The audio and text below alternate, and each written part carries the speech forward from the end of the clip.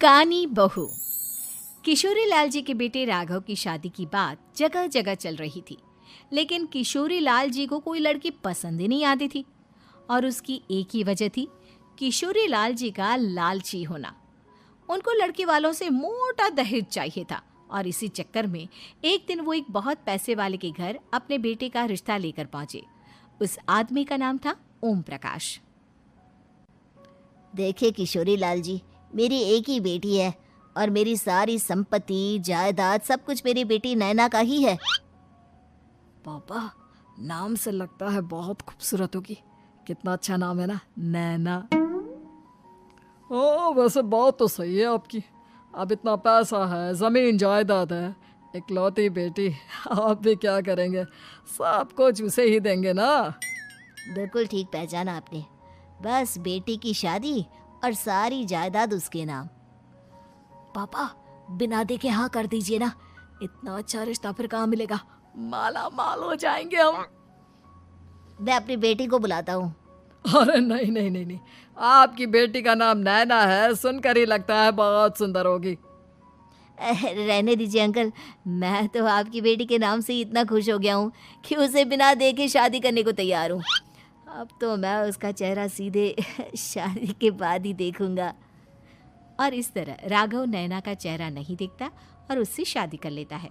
शादी के बाद अपनी सुहाग रात पर जब राघव नैना का घूंघट उठाकर देखता है तो नैना की आंखें बंद थी। कितनी खूबसूरत हो तुम नैना, जरा अपनी आंखें खोलकर मेरी तरफ देखो तो सही। नहीं, मुझे शर्म आती है।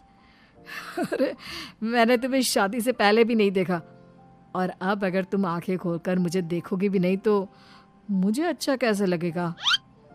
इससे पहले कि नैना अपनी आंखें खोलकर राघव की तरफ देखती, अचानक से लाइट चली गई और राघव नैना को पूरी तरह से देख भी नहीं पाया। अगली सुबह नैना राघव के लिए नाश्ता बनाकर लेकर आई। अरे ये क्या, आधा पराठा सीका हुआ है और आधा बिल्कुल कच्चा। ये तुमने क्या किया नैना?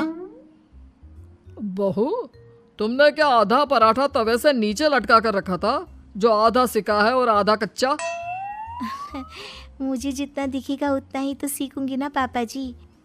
जहाँ जहाँ मुझे नजर आ रहा था वहाँ मैंने सीख लिया, जहाँ जहाँ नहीं दिखा वहाँ कच्चा रह गया होगा। इसका क्या मतलब है? ये कैसा मजाक कर रही है तुम? अरे बहू, तुमने इतना लंबा घूंघट क्यों लगाया हुआ है? देखो, हमारे घर में बहुओं को बेटी की तरह रखा जाता है, और फिर तुम तो इतना सारा माल लेकर आई हो। देखो, ये घूंघट डालकर रखने की कोई ज़रूरत नहीं है। हाँ नैना, पापा जी ठीक कह रहे हैं, तुम तो आराम से रहो, अपना ही घर समझो। नैना अचानक से अपना घूंघट उठा लेती है।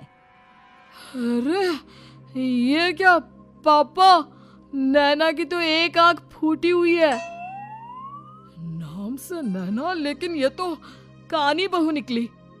मेरे साथ धोखा हुआ है, धोखा। बिना दिखाए अपनी कानी लड़की मेरे संग ब्याह दी। मुझे कानी बीवी नहीं चाहिए। मुझे अभी ओम प्रकाश जी से बात करनी पड़ेगी। आखिर उन्होंने मेरे साथ ऐसा किया क्यों? अरे, आप लोगों ने ही तो पापा से कहा था कि आप लोग शादी से पहले मुझे देखना नहीं चाहते। अब मेरे पापा पर क्यों इल्जाम लगा रहे हैं? अरे लेकिन उन्हें बताना तो चाहिए था ना कि तुम कानी हो, एक आंख से तुम्हें दिखाई नहीं देता। किशोरी लाल और राघव नाराज होकर ओम प्रकाश को अपने घर बुलाते हैं। पापा जी, ये आपने क्या किया? शादी से पहले बताया क्यों नहीं कि नैना की आंखों में परेशानी है?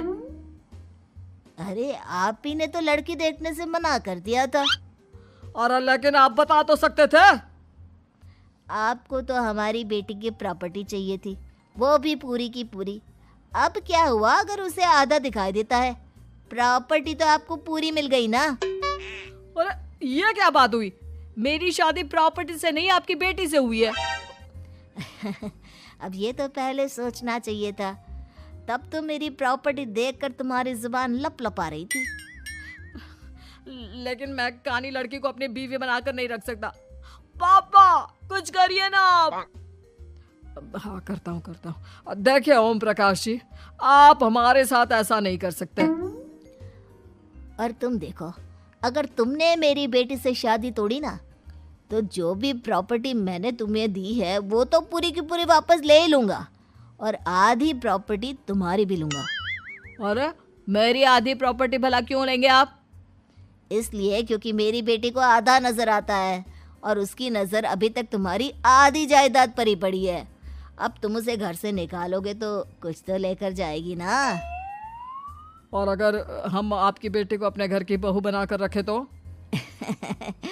तो तुम्हारी पूरी प्रॉपर्टी तुम्हारी ही रहेगी, और जो मैंने तुम्हें दिया है ना, उसमें से बस मैं आधा लेकर जाऊंगा। अरे लेकिन अब आप अपनी दी हुई प्रॉपर्टी में से आधी वापस क्यों लेकर जाएंगे? अगर मैं आपकी बेटी को अपनी पत्नी बनाकर रखने को तैयार हूं तो? इसलिए ताकि भविष्य में अगर तुम मेरी बेटी को धोखा दो तो उसके पास कुछ तो रहे जो पति का हो। वैसे मेरे पास तो बहुत कुछ है, लेकिन अपने पति की कोई निशानी तो उसके पास होनी चाहिए ना। अब अगर तुमने मेरी बेटी को कानी कहा तो तुम्हें प्रॉपर्टी भी कानी ही मिलेगी, पूरी नहीं। जमाए राजा। किशोरी लाल और राघव समझ चुके थे कि वो बुरी तरह फंस चुके हैं और अब उनके पास वहां से निकलने का कोई चारा नहीं है। अब समझ में आया ना, लालच बुरी बला होती है। एक तो तुम्हें प्रॉपर्टी मिली, ऊपर से बीवी मिली, उसमें तुम्हें नखरे भी दिखाने हैं। आए बड़े, चुपचाप बैठो दोनों। कुछ दिनों के बाद नैना राघव की कार लेकर बाजार घूमने निकलती है और जब कार लेकर वापस आती है, ये क्या? एक तरफ से मेरी गाड़ी पूरी खराब हो चुकी है। लगता है तुमने मेरी गाड़ी को किसी दूसरी गाड़ी के साथ एक्सीडेंट किया है। अरे अरे कितना बड़ा नुकसान कर दिया तुमने बहू। वो क्या है ना पापा जी, मुझे एक आंख से दिखाई नहीं दे रहा था, सामने से गाड़ी आ रही थी। मुझे तो सिर्फ आधा ही दिखाई दिया और वो गाड़ी मेरी कार से रगड़ते हुए निकल गई। अब मैं क्या करूं बताओ? आप इसे ठीक कराने के पैसे कौन देगा? तुम्हारे पापा। तुमने मुझसे इस तरह से बात की? अभी रुको। नैना राघव की शिकायत ओम प्रकाश को कर देती है। देखो राघव, अब जो मेरी आधी प्रॉपर्टी तुम्हारे पास थी ना, उसमें से आधी और मैं लेकर जाऊंगा, क्योंकि तुमने मेरी बेटी को डांटा। अरे नहीं नहीं पापा जी, गलती हो गई, माफ कर दो। गलती की तो कोई गुंजाइश ही नहीं। अगली बार मेरी बेटी को डांटा तो बची हुई आधी में से आधी और ले जाऊंगा।